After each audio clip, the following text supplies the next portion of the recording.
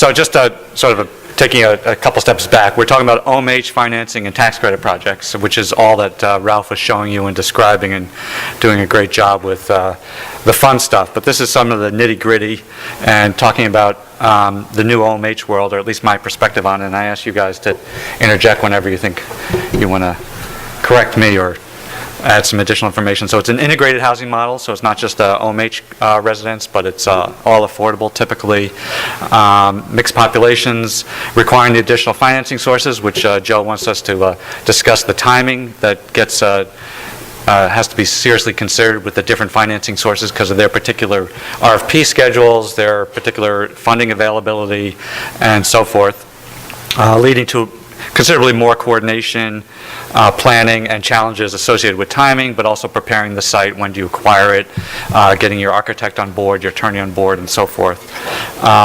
The great thing about OMH is their flexibility and their involvement and their participation in the project.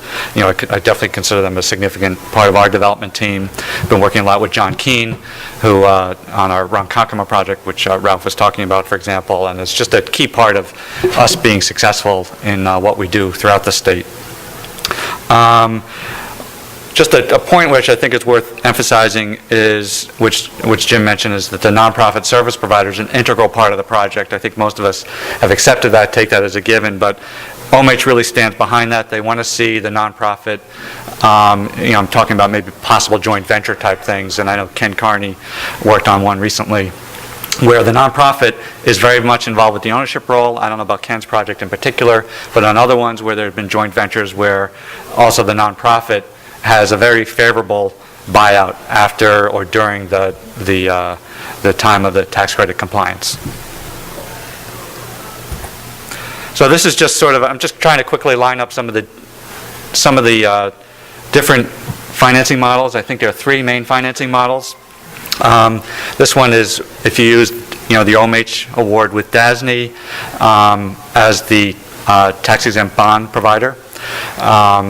It's a 4% as-of-right project. DASNY is not going to do a 9% project. DASNY will provide the tax-exempt bond financing. Your initial closing, as Jim indicated before, is typically only with OMH, and then the tax credits and DASNY come in later, sometime during construction. One advantage to this model is there's little or no interest cost because OMH is providing its capital up front. There is often a limited developer fee that you can receive from this project because you have to follow more of OMH's model of the limits on developer fee. There are lower bond issuance costs, so that's a significant advantage. Typically, you have to bid the construction to general contractors. You have to use the OMH form of architect and GC agreements, which Bud knows very well, which there's nothing wrong with them. They just happen to be from 1987, and it throws off a few, you know, architects, GCs, and the attorneys. And one thing to consider is and this speaks to a timing issue, I think DASNY closes once a year on its bonds, and so you have to be in that mix of things and make sure your project's in that if you expect in the next 12 months to need your DASNY bond financing. So that's a significant scheduling consideration, particularly if you're folding in other project financing, say from HHAP or Federal Home Loan Bank.